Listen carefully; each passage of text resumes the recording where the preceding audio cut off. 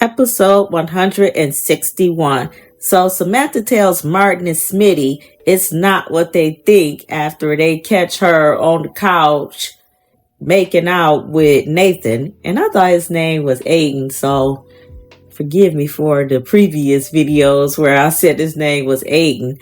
So anyway, we'll be calling him by his right name from now on, which is Nathan. So anyway, Martin and Smitty are looking like, what the hell is going on here? And we know damn well that they're looking at Samantha like, we know damn well you ain't about to do what we think you're about to do on this couch. Next, Hater Carlton stops by Nicole's to apologize for the scene he and Ted caused at the hospital. And he just needs to stop. It's just not going to work with Nicole. She's still in love with Ted. The ink ain't dried on the divorce papers yet. I mean, she hasn't even had time to really get Ted out of her system. So, yeah, he's fooling himself if he thinks that she would give him all of her attention because it's just not there. Next, Vanessa lets Danny know that she knows she talked to Joey about her, and she assures Danny that she's not helpless. And nope, she ain't helpless, but she doesn't give a damn about her kids. Oh, and she loves Joey. We know that. Next, Nathan tries to tell Martin and Smitty that Samantha was helping him out with chemistry. This little boy, he think he is so slick. So he and Samantha, they're half naked and they're studying chemistry. Really? So, yeah, okay. So you have to act out physical attraction. And how does that equate to equations? Yeah, I'm just curious.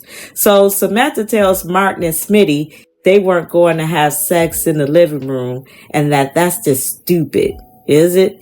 And so Martin holds the condom package that Nathan had and tells them to explain that. So Nathan had the audacity to say they needed the condom for their chemistry assignment.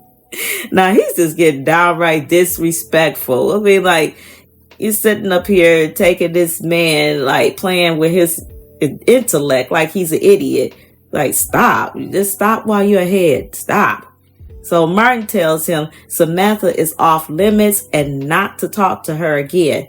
And then Samantha tells Martin that he ruined her entire life. Of course, such a teenage thing to say. So, girl, I'm telling you, if it was my dad, more than my life would be ruined. That's for sure. Next, Vanessa tells Danny that Joey is someone you don't play games with. And Danny emphasizes that Joey is dangerous, but I guess Danny's trying to figure out why does she want to deal with him if she knows that he's so dangerous. But Danny doesn't realize that her girl wants to be a mob princess. Next, Elon tells Joey that Detective Psycho Malone has to go. So Joey tells him Psycho Malone is needed for some of his operations. And Elon tells him that he can't tell him about what to do with someone under his command.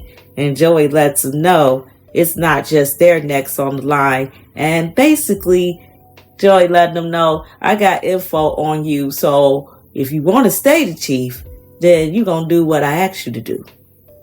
Next, Isaiah invites Eva to come drink with him at Uptown, and he tells her about his daddy issues. And Eva tells him about how she thought her mom was a magician when she was younger until she grew up and realized that basically her mom was just crazy as hell. So Isaiah tells her he was just dumped via text. And I wonder if The text that he's referring to was that the text he received from this Yolanda woman. I guess we'll find out. Next, Carlton tries to lure Nicole back, and Nicole tells him she's calling them off, and she needs to, because she's not into him. She was just trying to make Ted jealous. So she's got that. That was the whole situation at the hospital. So she knows that Ted's jealous, and so she's basically proving her point. So it's no more need for Hater Carlton. So she tells him that she's not ready to date someone new. That's what Hater Carlton get, because he should have had his so-called brothers back. Next, Joey threatens Elon with threatening to expose him and people like the Duprees. And so Elon, he should have known this. If you make a deal with the devil, especially a devil like Joey, that he ain't gonna let you break free without a threat. So Joey tells him that he needs a man who knows where the bodies are buried if he wants him to let go of Detective Psycho Malone. So Joey suggests that he could replace Psycho Malone with his son Jacob, and Elon knows that ain't gonna happen. Next, nasty, trifling Vanessa tells Danny that Joey's the best she ever had in bed, and that they did it on the poker table twice. And Danny says that she'll remember to bring the sanitizer the next time. And that's what I said. That is just so nasty and unsanitary.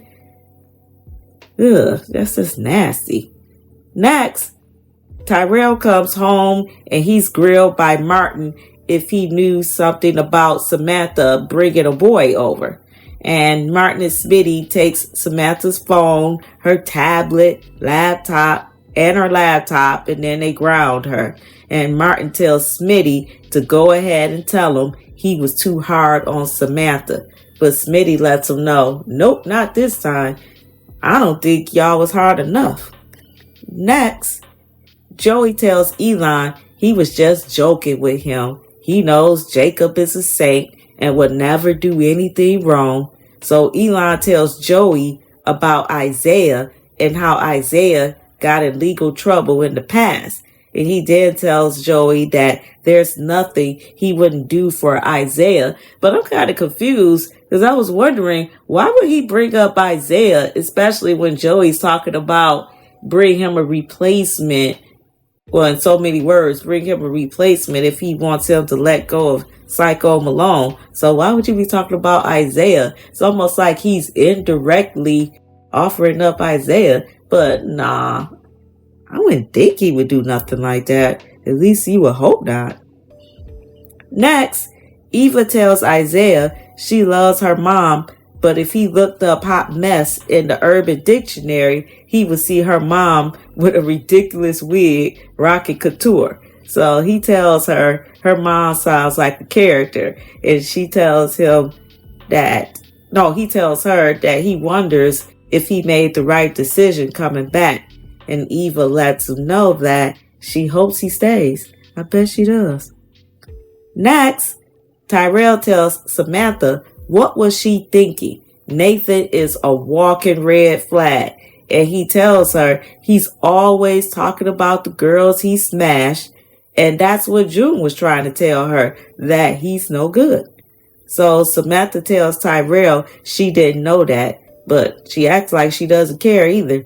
So she distracts Tyrell and grabs his phone to text Nathan. So now she's acting thirsty, but I'm going to give her some grace because she's a teenager. And when you're a teenager, the hormones are just out of control and you're not using your brain. And that's why, it takes a while before your brain fully develops. And that's way until adulthood. So I'll give her that. Next, Vanessa tells Danny she just lost her husband and she has no plans to marry Joey. And she tells her she told Joey she wants to be his partner. So if Joey said get married today, she's full of crap. She'd do it. So I don't even know what that's about, what she's talking about. Next, Elon tells Joey that Detective Psycho Malone is getting too sloppy and unpredictable. So Joey tells him the conversation is going in circles and Detective Psycho Malone will continue to work for him. So Elon says, what if he doesn't allow that to happen? Yeah, what if? I guess we'll see, won't we? And that ends the episode.